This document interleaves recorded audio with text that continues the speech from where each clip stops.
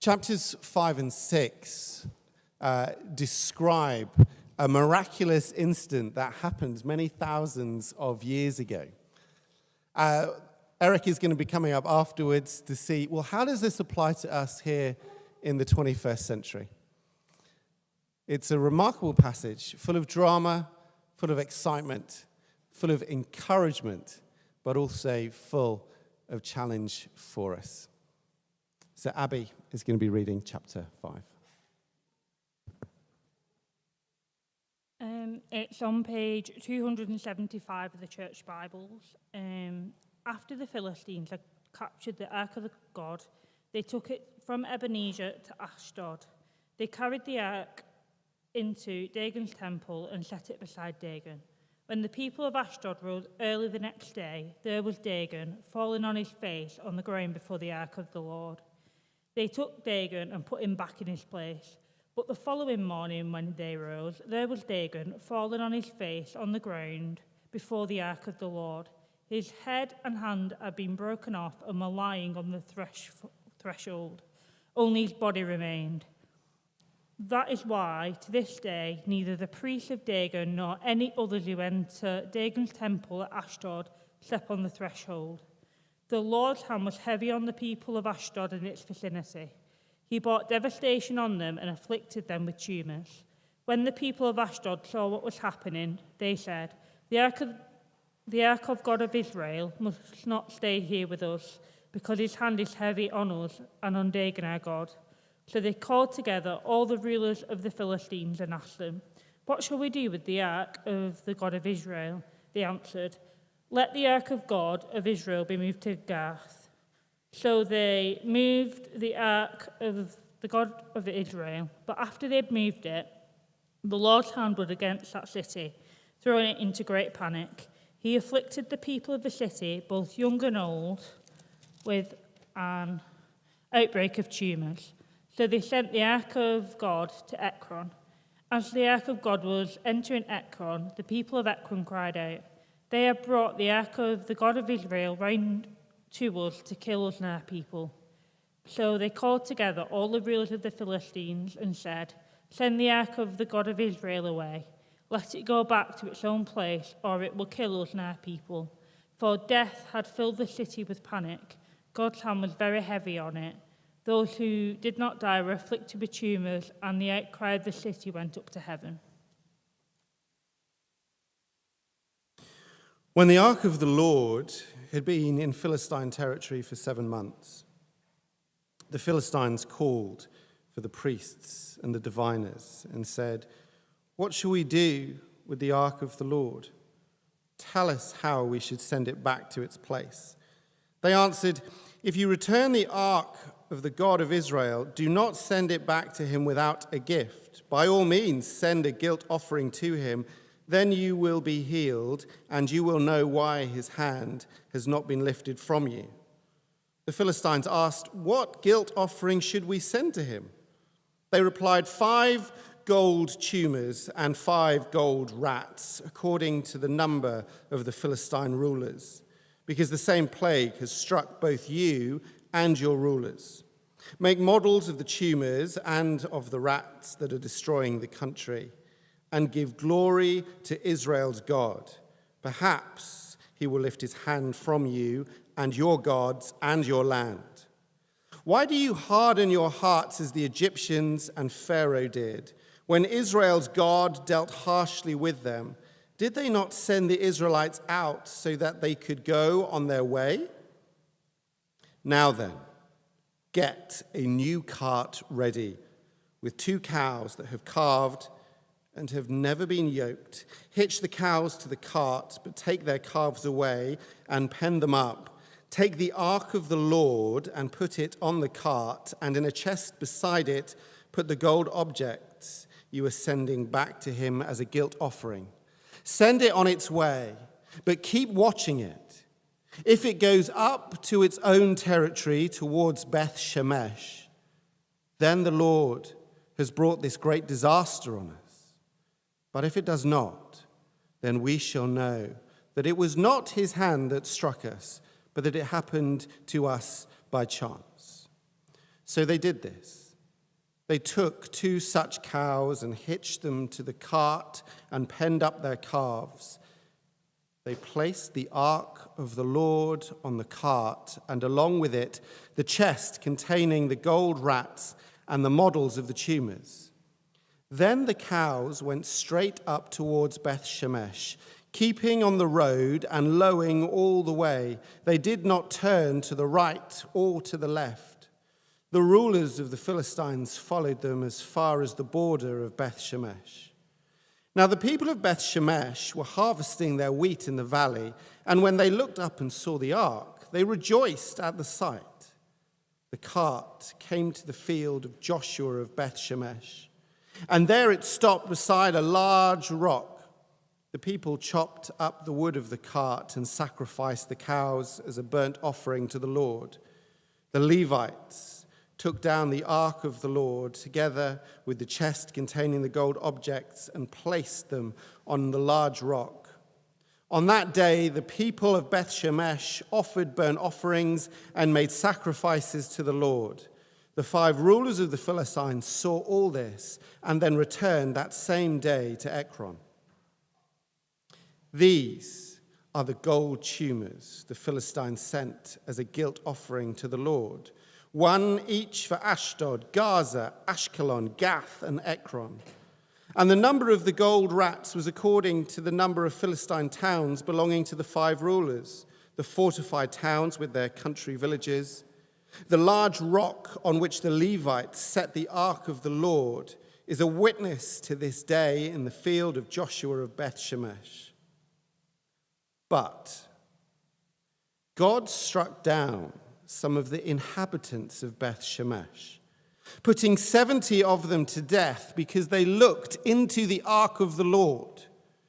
The people mourned because of the heavy blow the Lord had dealt them. And the people of Beth Shemesh asked, "Who can stand in the presence of the Lord, this holy God? To whom will the ark go up from here?" Then they sent messengers to the people of Kiriath Jearim, saying, "The Philistines have returned the ark of the Lord. Come down and take it up to your town." So the men of Kiriath Jearim came and took up the ark of the Lord.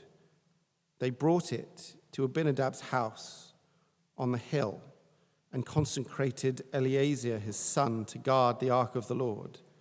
The ark remained at Kiriath Jearim a long time, 20 years in all.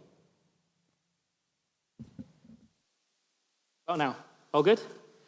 Just a bit of drama just to start us off because that passage was dramatic too. Let me pray and then we'll jump into this passage because it's full of many, many things. Father, we can see through this passage that it is important for us to take you seriously, that there is a lot in life that we can laugh at, there's lots that we can enjoy, there's lots that we can take lightly, but you, Lord, are not one to be taken lightly. You are one of respect and honor. And we pray that as we long to be loved, long to be welcomed, long to be protected, we'll see the glory of who you are and want to worship you for who you have proven yourself to be. Pray this in your name. Amen. We're in the middle of our sermon series in 1 Samuel at the moment, and it's talking about a load of longings from the Israelites in the ancient Near East. They long to be free from war. They long to feel comforted. They long to feel happy. They long to feel as though God's hand is upon them, leading them again like he was when he led them out of slavery in Egypt. And today, they long to be protected. Now, there's loads in this passage that you might not be able to relate to at all. You might look at this and go, I've never loaded a cart full of 5 golden rats and 5 golden tumors and sent it to Israel. I can't relate to that. Fair enough. I can see that you wouldn't be able to relate to that. But we can all relate to feeling scared, can't we? We can all relate to wanting to feel protected. We all know what it's like to feel scared, to feel our heart rates rise a little bit, for the hairs on the back of our head to stand up a bit, for anxiety to spike if we're unsure about something. And so we can relate to what these Israelites here want. They want to not feel scared, which is exhausting. They want to feel secure, protected, comforted, which is calming and helpful. But to do that, they need to know how to engage with God. We know that, right? To really feel calm, to feel safe, to feel protected, you've got to know the rules around you and how to engage. Let me put it this way. When we had COVID, the next slide will show that, and there were masks everywhere, we had to learn how to adapt to a new bunch of rules to feel safe, didn't we? We all had to wear masks, we had to keep 2 meters away, we all learned what a bubble was, and we all bought lots and lots of alcohol gel. If we take ourselves into a different situation, if we all go in cars, the rules change for us to keep each other safe, for us to feel calm. If I see you in a car opposite me and you are driving, but you're also watching a YouTube video, I ain't gonna feel safe. I'm gonna feel worried. If you're eating a burger, there's gonna be some concerns. And if you're driving at 70 miles an hour, when it says 50 kilometers an hour, which is a lot less than 50 miles an hour, I'm gonna feel very, very worried. I'm not gonna feel safe. We even have rules here at City Church Manchester. We've got explicit rules. We've got a safeguarding policy to look after our children, a health and safety policy to make sure that people are cared for well, and we have implicit rules as well. Rules that aren't shared, but everyone follows. Everyone behaves and everyone acts in a certain way. I mean, do you notice you're doing it right now? We're all following the rules, aren't we? You are all sat down really nicely, facing the front, and listening very politely. Thank you for that, by the way. And actually, it just requires one person to not follow those rules, and anxiety spikes. The hairs on the back of your head start to stand up, and your heart beats a bit more. Like, imagine with me. Imagine that Matt, the person who's leading the service, just suddenly, we're all standing this way, just turns around and stares at you. Oh, hairs on your head are starting to stand up. And imagine that he doesn't just stare at you, but he gives you one of these smiles. Oh, heart rate's going a bit. And he doesn't just give you a smile, he starts tilting his head from side to side. Oh, now you're feeling really tense. And then just to add insult to injury, to make you really, really worried, he starts beating his chest and grunting. Yeah, you're gonna feel very scared at that moment, aren't you? You're gonna be asking, what is this pastor up to? There are rules. The rules here are that we all face this way and we engage with the word of God, and then afterwards we respond and we engage. Why is he staring at me like he wants to fight me? What's going on? This is worrying. That is not the rules of how things should be here. He doesn't feel safe. He doesn't feel like I can trust him. He feels like somebody I don't quite understand what's going on. And isn't that how some of us feel about God when we come to this passage? We, the Israelites, all of us want to feel safe, secure, to feel calm, to not have our anxiety spike. And then you read here that God afflicted the Philistines with tumors and brought devastation, that there was panic throughout 5 cities, that young and old were killed, and that even when the ark returned to Israel, 70 were just struck down like that. And it's tempting, isn't it, in that moment to think, are we protected? Is this a good God? We read in the New Testament about how God is gracious, how he's kind and he's merciful, but this does not seem the same thing. This doesn't seem to match up. Is this the same God? Is he just pretending to be something that is kind and loving and caring? And this is where we find great help from this passage, because as we see the ark move around, we see that God has a mighty hand. We see that God has a heavy hand against those who oppose him. We will answer that question of what's going on here. And we also see that God has an inviting hand for us to come to him and to turn to him. But in order to answer that question, we've got to start with this. We've got to start with the question, why is the ark such a big deal? Why does the ark matter? So let's start with that question. What is the ark and why does it matter? The ark was a chest overlaid with gold that was 4 by 2 feet wide. And it was the heart of the relationship between Israel and God. It sat in the most important building in all of Israel, the tabernacle, the temple. And it sat right in the back of the temple, in the Holy of Holies. And it was the only thing in the Holy of Holies, signifying its importance. And once a year only, the high priest would go in to the Holy of Holies, offer a sacrifice at the point of Yom Kippur for all of Israel, and put it at the mercy seat of the ark. And it was to signify the deep relationship that Israel had had with God. You know, in the past, they could remember that God had shown himself in a bush that didn't burn up, in a fire that led them, in a whirlwind that was going on. But here in the ark, they regularly were able to see that God was with them and that he was accepting their sacrifices and that he cared for them. It was a big deal for them. It helped them recognize that God was in control and that he was with them. Except we see in chapter 4, last week Matt preached on this, that there was a great battle. 100 Israelites went out to battle, and they carted the ark out with them, treating it not as something that was holy and powerful and full of reverence, treating it like a vending machine, hoping that God would let them win the battle because they brought it out. And what happened? 30,000 of the soldiers were dead, and the ark was carried away. And in 1 Samuel chapter 4, verse 16, which sets the scene for these two chapters, Eli's daughter, the high priest's daughter-in-law, cries, "The glory of the Lord has departed because the ark has been taken."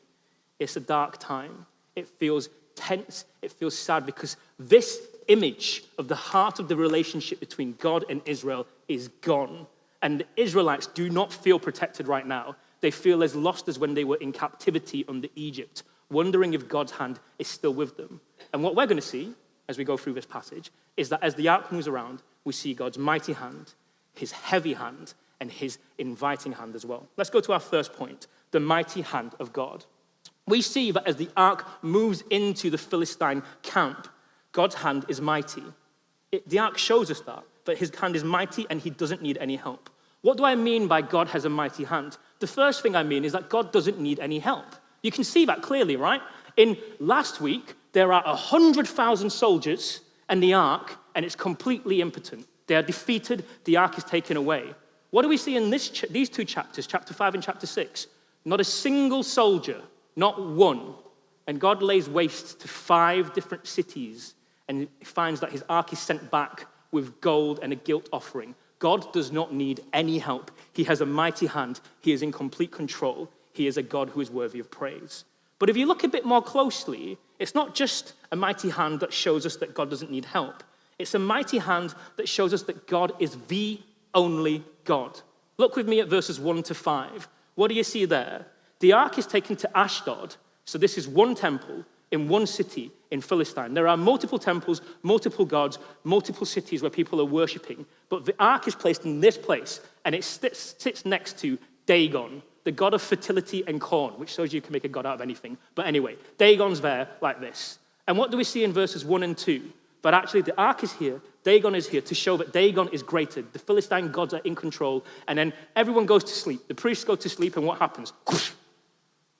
The Dagon god falls down, bowing before the Ark of the Covenant to show that God is powerful, that God is in control. And it reads funny in the Hebrew. It reads like, as though the Philistine priests are like, what's happened here? Oh, Dagon, you're meant to be in control. You're meant to be the great God. You stand up there. Who did that? Was it the cheeky you Philistines? Wait till I get my hand on them. And they stand him back up, and they go back to sleep. And then the next day, in chapter 5, verse 3, what do we see? Same thing again. Dagon is down on his face, except this time, his head has been broken off, and his hands too, and they're down in the threshold of the temple. And again, it should be obvious. This is no God. This ark over here is a God. But the Philistines go, oh, we've got no idea what to do over here with all of this broken stuff.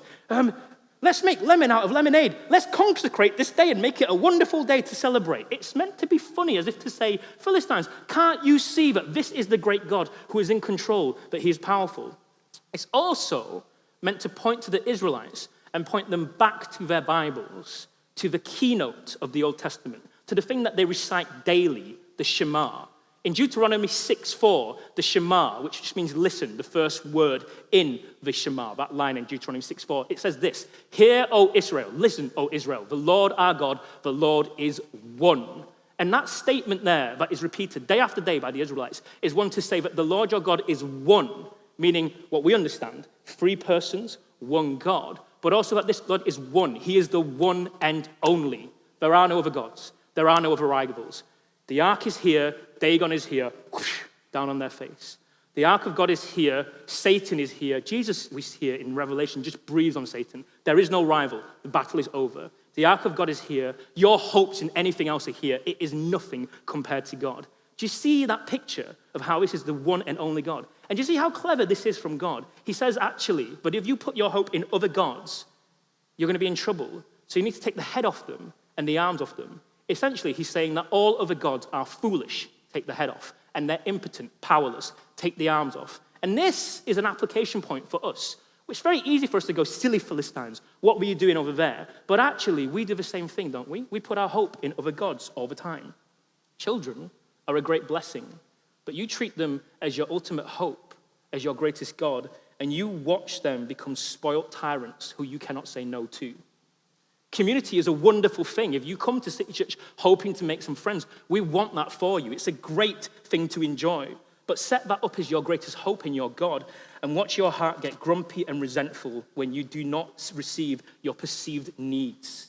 Money is a wonderful resource, but set it up as a God and watch yourself become envious, or if you get all the money that you actually wanted, watch yourself manipulate and abuse people in the pursuit of more cash. We've actually seen this happen this week. Do you know the Gen Z and the millennials have made up a new term called money dysmorphia? You might be saying, what is money dysmorphia and what does that mean? It's basically Gen Zers and millennials saying that there is a significant distance between their perceived financial status and their actual financial status. If you're a bit older, if you're in the older generations, what the millennials are saying is, we want stuff, but we can't afford stuff. And then the older generations go, we call that growing up, come on. What's going on there? All of us can be full of envy and want stuff and believe that that is how we will be happy, how we will be happy. So we make a word about it, money dysmorphia. Do you know what's really scary? If you actually got everything that you wanted, it might get even worse, because that happened. But also this week, I don't know if you saw in the news, the richest family in the UK were the Hindujas, and they have been convicted this week and tried for exploiting their servants in Geneva and the UK. The trial includes accusations of trafficking, confinement, taking the passports off of their servants and forcing them to work hours and hours and hours on end. They're likely to spend 4 to 5 years in jail. That's the richest family in the whole of the UK. Richard Branson, richer than any football team that's there. They are the richest family in the UK. Now, they might be guilty of everything. They might not. But here's the point.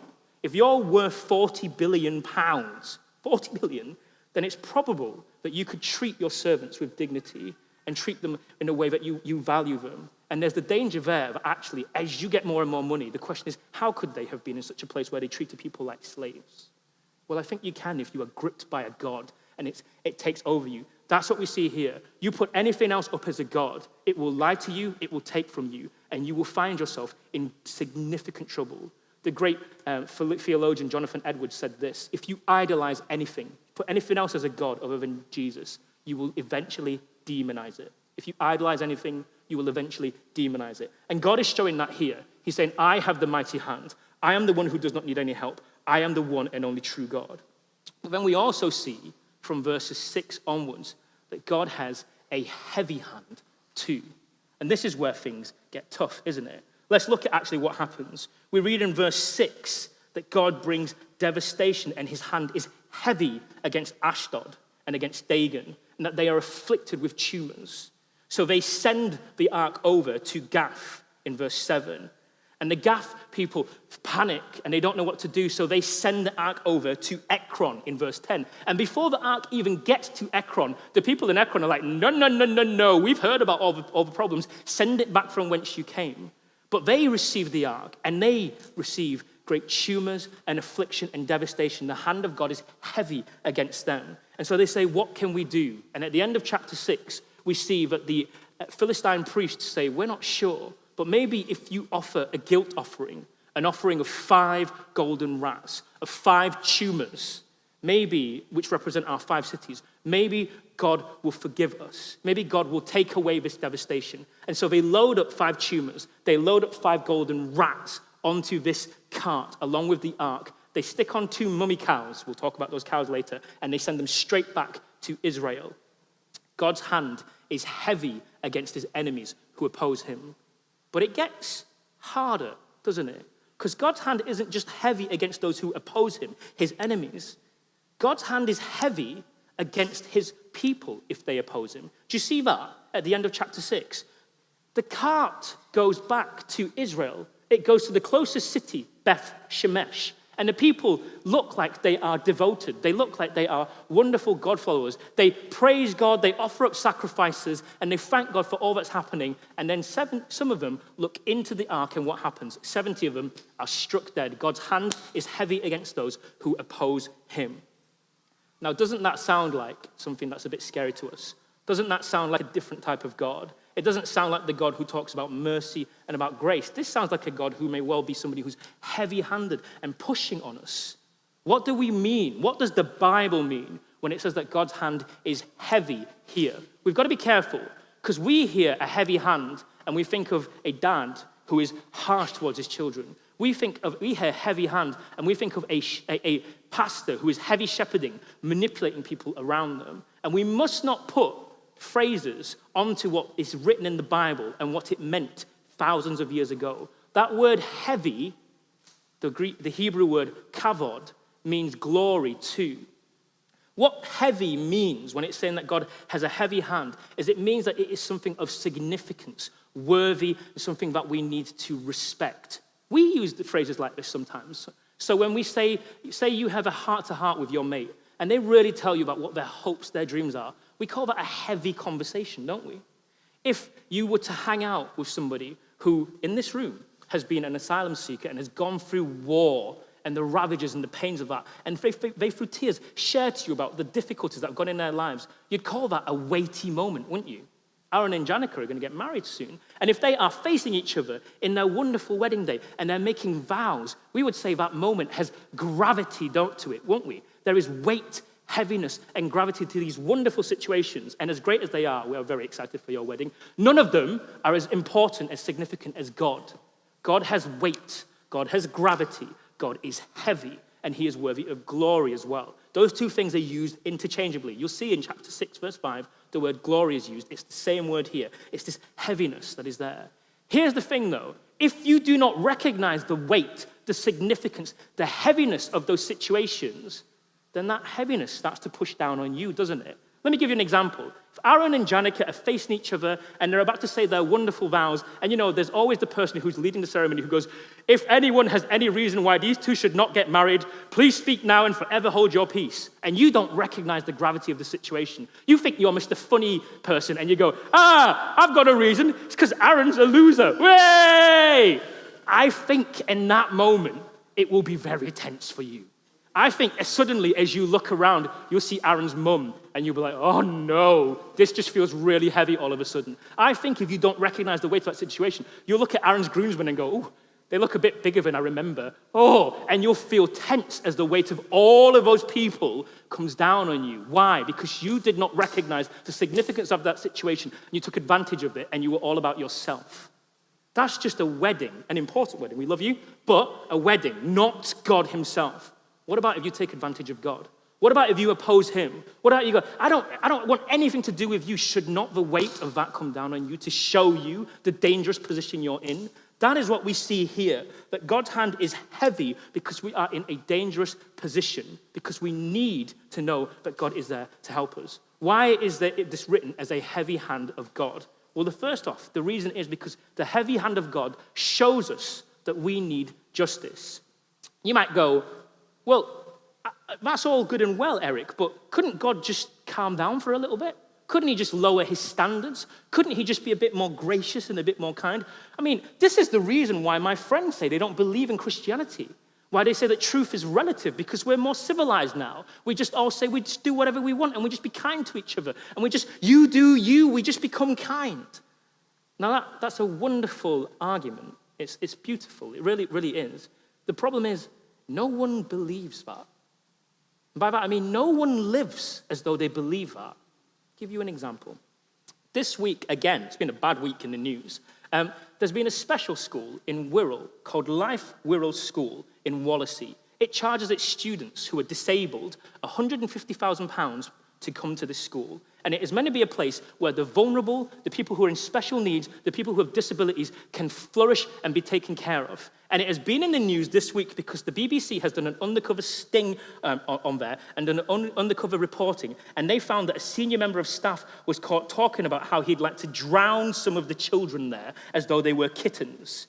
He is reported and recorded as saying that he throws those who do not listen to him all over the place. But then he tries to make sure in the paperwork that he just says he moves them around carefully. He has been recorded putting kids in headlocks as they are vulnerable and weak. And he even has been recorded looking up police movements that do pressure points and trying them out on disabled kids in that school. Here's the thing. None of us, nobody in the news, no one at all goes, oh, he's just doing him. None of us go, oh, truth is relative. None of us go, ooh, maybe that's just natural selection, where the strong are taking over the weak, and people are just being in control. All of us agree that that is wrong. Why? Because we cry out for justice. And that is something that is hardwired in us, not because we're just nice, lovely people, but because we are made in God's image. And God's heavy hand pushes down on us to reveal to us we've got more in common with this senior member of staff than we do with God. That we are opposing him, that we are rejecting him, and we are in a dangerous position. That's the second reason why we have God's heavy hand. It shows us our dangerous position. We are in rebellion against God. We have got more in common with that guy. We've got more in common with the person who just yells out in the wedding something that's unhelpful than we have with God. We are pushing against him. And the last reason that a heavy hand is needed, why God has a heavy hand, is it shows us the gap between us and God. It shows us that we can't fix this. Do you see that? That the ark is something that is almost nuclear in its holiness. In all of the religions, you go up to a holy relic, you go up to a shrine, and you kiss it, you offer something to it, and you get blessing in response. That's not how we can do things in our relationship with God. Let me give you an example. If you are a Tibetan Buddhist, you will give some choice fruits and some fake money, and you will burn it to your ancestral worship, and you will hope that the ancestors will bless you. If you're a Muslim, you will give a zakat, and you will work hard, hoping that Allah will be impressed with you and that he will bless you. If you're a Hindu, you will look at the different types of gods that you want something from. Maybe look to the fertility god. You will offer something up. You will kiss the shrine, hoping that they will bless you and give you what you want. Do you see how that's completely different to this God here? We don't offer him anything. We cannot even touch the ark because there is a chasm between us and God.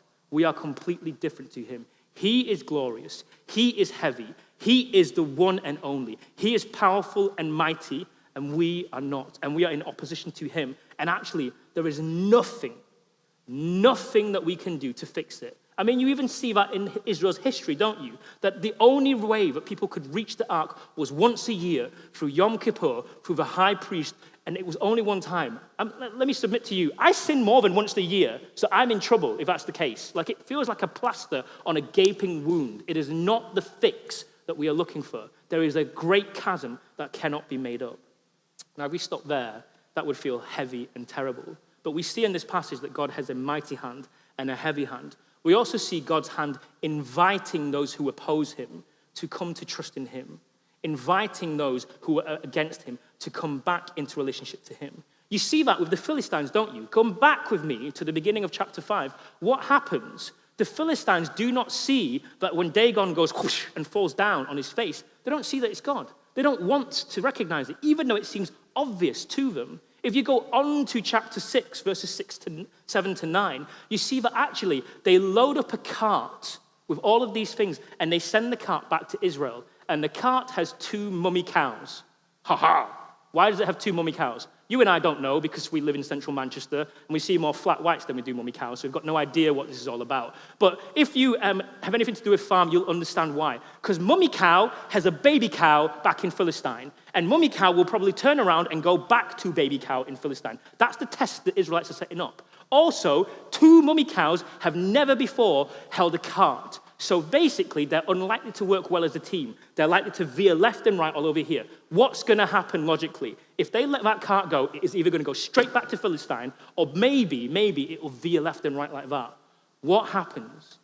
God's hand is on it, and it heads straight back to Israel. These Philistines have just talked about how they know Egypt and Pharaoh who hardened his heart. It is an opportunity for them to see a miracle and for them almost to see, it's almost like as though they are watching, that moment when Moses stood at the Red Sea and the sea split and they walk straight into freedom. It is as though God is inviting these Philistines, come walk into freedom with me, come into relationship with me, see that I am the true God. And they see the Israelites celebrate that the ark has returned to them. They see a miracle. They see glory happen. They even see the sacrifice go on. And what does it tell you? The Philistine priests head back to their false gods. They are invited into relationship with God, but they choose to oppose him. And it's not just the Philistines who do that. The Israelites do the same thing. It looks like the Israelites, as they set up this burnt offering, as they praise God, that they are devoted to God. But they know their Bibles. They know the Shema. They know much of the Old Testament, and they're not following any of it.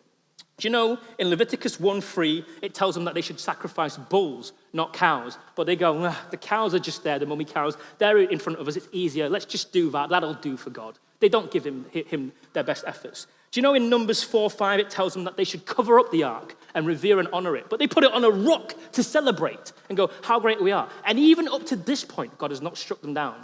And then they open up the ark and they look into the mercy seat, which is as though to say, God, your sacrifice on the mercy seat, the one way that we can be with you, I don't care about that. I just want knowledge, and I want to know how I can be right, how I can be powerful. Let me look inside the ark. This would be more offensive and more brazen against God than if when Josh was leading us in confession, you were not a Christian. You didn't want to be a Christian. You didn't want anything to do with Christianity. And you walked right down the middle of the aisle, climbed up the top, punched Josh in the face, and then got his Bible and started ripping up bits, going, don't believe in that. Live stream, don't believe in that. Let me just tell everybody, I don't believe in this stuff. That would be scandalous, and it is nothing compared to what these guys are doing as they get past the mercy seat and they look into the ark. They are saying, we don't care about your sacrifice, God. We don't care about your mercy. We don't care about any of it. We want power. And so God strikes them down because they have been invited again and again to engage with God, and their hearts say, we are constantly against you. We want nothing to do with you. Do you see how sad it is that this finishes? With two groups of people invited to engage with God, and both going, no, I don't want it. And actually, they finish feeling overwhelmed. What does 1 Samuel chapter 6, verse 20 tell us? They ask, who can stand in the presence of the Lord, this holy God? Which takes us to our final point, and I'll be very quick with this one. There isn't just a mighty hand. There isn't just a heavy hand. There is a heavy hand. There isn't just an inviting hand. There is a saving hand too. Right at the beginning of this passage, we have Eli's daughter-in-law, the high priest's daughter-in-law, say, the glory has departed in 1 Samuel chapter 4, verse 21. Actually, a really good, literal, word-for-word Hebrew translation of that phrase would be her saying, but the glory of God has gone into exile. The glory of God has gone into exile. What has happened in these two chapters that we've just looked at? The sovereign, mighty, powerful, heavy-handed, glorious, majestic, and patiently inviting God has gone into exile for us. Psalm chapter 78, verse 61 picks this up, and it says, commenting on this very bit, it says, he, that is God, sent the ark of his might into captivity, his splendor into the hands of the enemy. Do you know, this side of the cross, we know the fullness of this, that Jesus, the mighty, sovereign, great God with a mighty hand, surrenders himself to enemies' hands, adds to himself humanity, is weak and frail as we are, and his hands are pierced for us. Does God have a heavy hand? Yes, because he's just and he's fair. But does he have an inviting hand? Oh, yes, he is patient with us. And what shows us how great and how wonderful he is? This God is the one who bridges that chasm. That chasm cannot be bridged by us, but he takes it by having his hands pierced for us. And it's crazy when you really think about it, that for eternity past, he has been the great, powerful, mighty God who is worthy of all things. And for eternity future, he will wear a scar on his hands for us.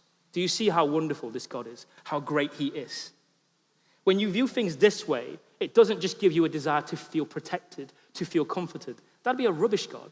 That'd be a rubbish aim overall. It makes you want a greater goal, to want to be like Jesus, to want to follow him, to want to follow in his footsteps, and to forgive and to love other people. I'm going to very quickly go over this analogy, and some of you have heard me say it before, but I think it's helpful here. Many of you will have heard this story that I've mentioned before, but it's relevant, and so I'm going to say it. My wife, Claire, grew up in a tiny mission school in the south of India with classes of less than 10 people because it was in the small missions school. And so everybody knew everybody. And one of the families that they knew were this family over here, the Staines. Claire used to play with some of their kids, and they used to know each other. And the Staines, Graham Staines in particular, the dad, cared deeply about reaching other people and about sharing the hope of the gospel, and about sharing how and helping them with leprosy. One time in 1992, on this 22nd of January, he took his boys with him out to a jungle over in Maripur and to try and help some people with leprosy. It was late, and it's quite typical in a warm climate for them to just sleep in the car that night. and to kind of carry on with just helping later on. And that night, 50 Hindu extremists caught the car, locked the kids and the family in there, burnt it as they attacked them with axes, and Graham saw his children burned to death, and he also burnt to death as well, leaving behind a grieving mother and leaving behind a grieving daughter, not sure what to do.